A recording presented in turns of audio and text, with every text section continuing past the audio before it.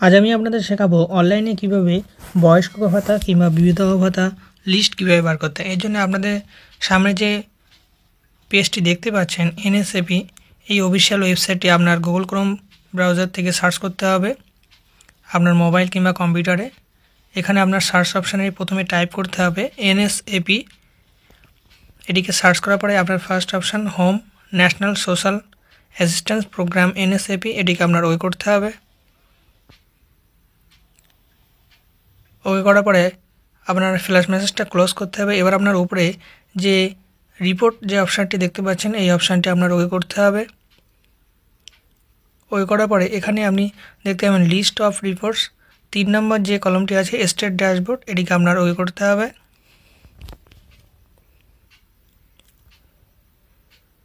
ওকে করার পরে এখানে আপনার ফার্স্ট স্টেট নেম এখান থেকে আপনার সিলেক্ট করতে হবে। আপনি যে রাজ্যে বসবাস করছেন সেটি সিলেক্ট করে নেবেন।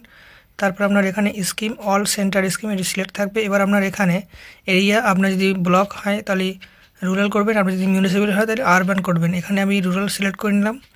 এবার আপনার এখানে ক্যাপচা ফিল করতে হবে। ক্যাপচা ফিল করে সাবমিট অপশানটি ওকে করতে হবে। এবার আপনার সামান্য নিচে স্ক্রল করতে হবে। এখানে আপনার দেখতে পাবেন serial number, district, scheme, total beneficiary, total bank account, সমস্ত সব ডিটেলস এখানে দেখতে পারবেন। এখান থেকে আপনার সর্বপ্রথম আপনার ডিস্ট্রিক্টের নামটি সিলেক্ট করতে হবে। আমি এখানে নর্থ 24 পরগনায় সিলেক্ট করে নিলাম, আপনারা চাইলে অন্যটা সিলেক্ট করে নেবেন।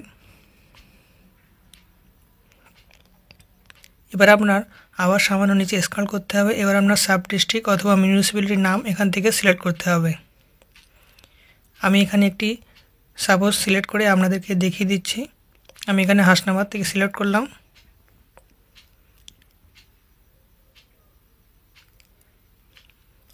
একটু অপেক্ষা করার পরে আবার আপনার এই পেজটি ওপেন হবে। এখানে আপনার নিচে আপনার গ্রাম পঞ্চায়েত অথবা ওয়ার্ডের নাম এখান থেকে সিলেক্ট করতে হবে।